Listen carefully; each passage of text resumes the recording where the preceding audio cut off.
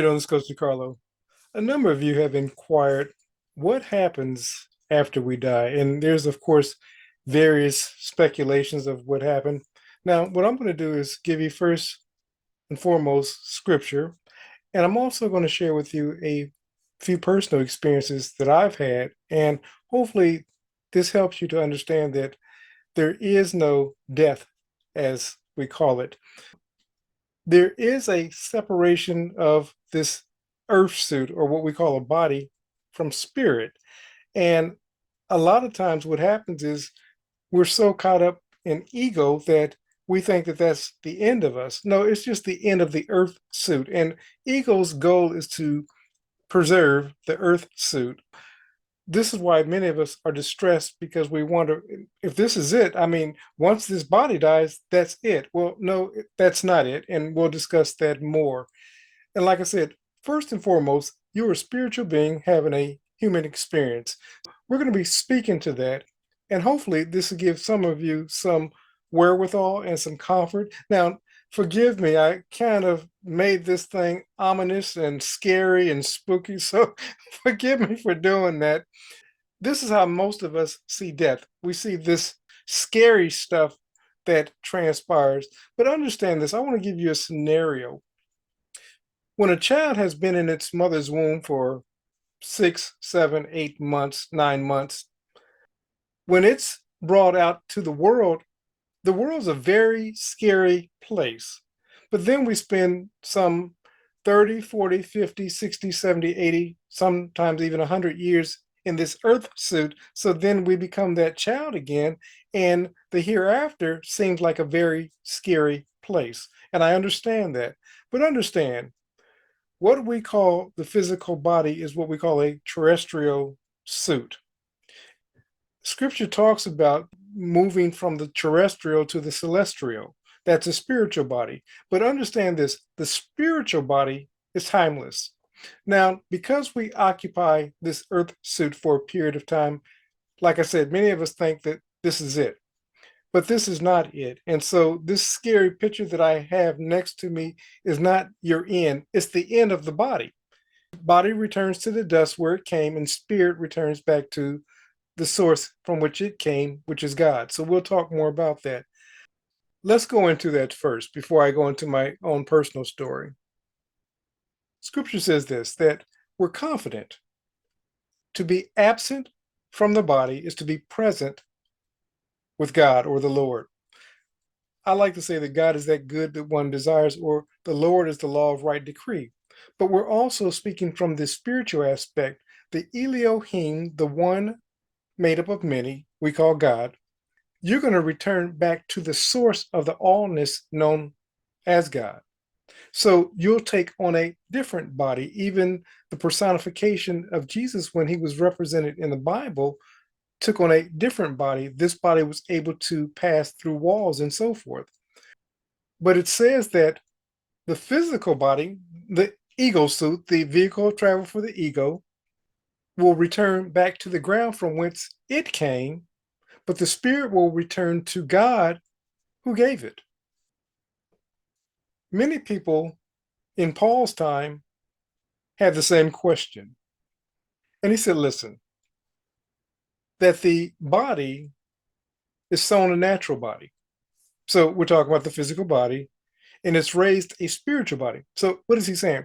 When the physical body dies, as what we call dies, it's put into the ground, it's burned, cremated, whatever. But it's sown a natural body, but it reproduces a harvest of a spiritual body. Jesus said it this way, unless a grain of seed dies, it remains alone. But if it dies, then it will reproduce much fruit. Unless you leave this physical body, then you'll never fully come into the person that you've been created to be. This is God experiencing through you as you in this lifetime. Once the divine within you, spirit in you, transcends this body, leaves this body, God returns to God. So what God is doing is experiencing himself, herself, itself as us, as you, as me. And through these experiences, God is more apt and able to identify what it's like to be in these earth suits. But spirit must return to spirit from whence it came. The writer of First Corinthians says, listen, as it is written, the first man, Adam, that's our physical self, was made a living soul. The last man, Adam, that spiritual self, was made a quickened or alive spirit. It goes on to say, however, it was not the first which was spiritual, the first was natural, and afterwards spiritual. So when we talk about these bodies, when you put off this thing we call a body or earth suit or vehicle of travel for your spirit, you find yourself again returning to spirit. Now, many people will inquire, then are we 20 years old, 30 years old? Do we start all over again? Spirit itself is ageless, it's timeless. Now, I've encountered loved ones who have transcended this life and went on to the next. For me, in my experience, they showed up in my life as I remembered them, or some version of how I remember them. Other people who had encountered these same people, they showed up for them as they remembered. Neville will often say that we're protean beings. This means that we can take on many shapes. What happens is that loved one that you remember, they're spiritual beings. So those who saw Jesus, they saw him as they recalled or remembered him. Neville saw his parents and everyone that he encountered as someone 20 years old. Don't get caught up in the age dynamics. Understand that spirit is timeless. So when you put on a celestial body, it's timeless. And often your loved one will come clothed in a vehicle of travel or a body in which you recognize. Someone had inquired in the Facebook group, about, body, spirit, and so forth. And I explained to him, listen, the spiritual body, of course, is timeless, and we will recognize them, like I said, according to what it is that they've shown themselves to be to us. Someone that loses a child may see that child as an adult later on in life, or they may again see that child as a spiritual baby, as it were. But understand this, that child is not bound by time. So she at that point will not be an infant forever. They will go back into their spiritual self, they'll go back into their God self. And so that, of course, that God self, that spiritual self is timeless. You will recognize your loved one, that one who has passed on. But like I said, that which is sown in a natural body, many people believe that, we're going to come back up in these same types of body. Scripture doesn't say that. Scripture says that which is sown in a natural body is reproduced or birthed as a spiritual or celestial body. That's why those beings can transcend time. They can pass through walls. We see them in our dream state. We can see them in visions and dreams because they've transcended the physical body. Once that body is dead, I may see my loved one as a physical body. What we will see is what it is that is familiar to us. And so all the attributes, but understand that body has transcended what we know as the physical body. So it's not going to be that same type of body per scripture and per my personal experience. But what I want you to know most and foremost is that there is no death. So I want to give you comfort that your loved ones, those who have gone on before you, haven't died because, of course, as scripture stated earlier, the spirit given by God returns to God and takes on a God essence, as it were. At one point in scripture says, listen, we look as through a mirror dimly, but when we see God, when we see our true selves face to face, we will be as God. Know you not that you are children, sons and daughters of the living God?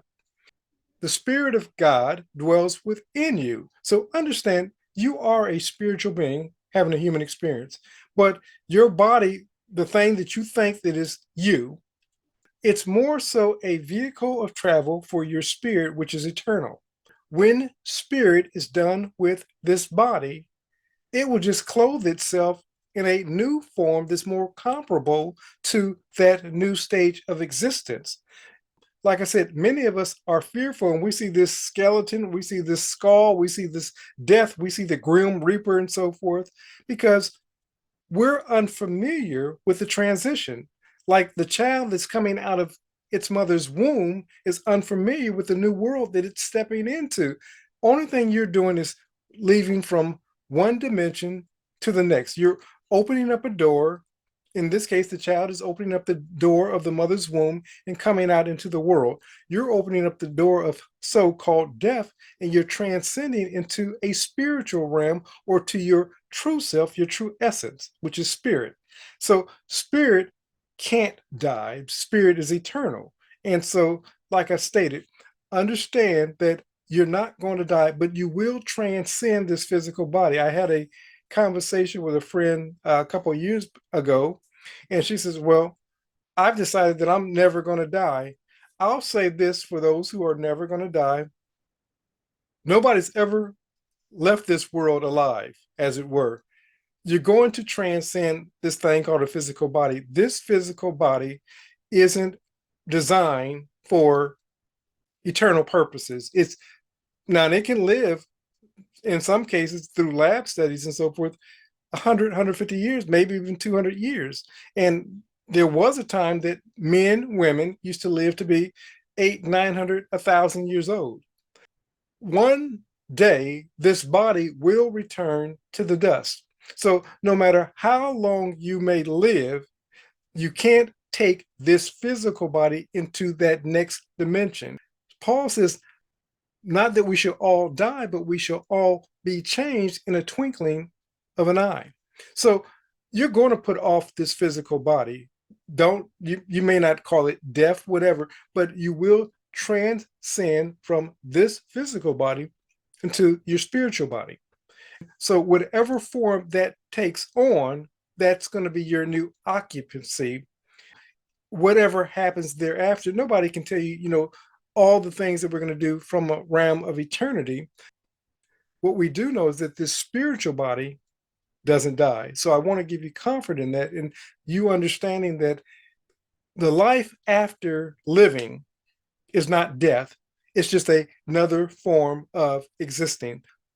I want to give you comfort now to let you know that your loved ones haven't left you. And that's why often you'll see them come to you in visions and dreams in various forms, because they've taken on a different form.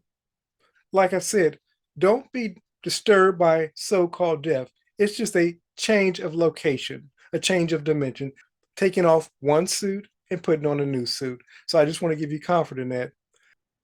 But remember this, creators, that only you can create your perfect world, not God or man.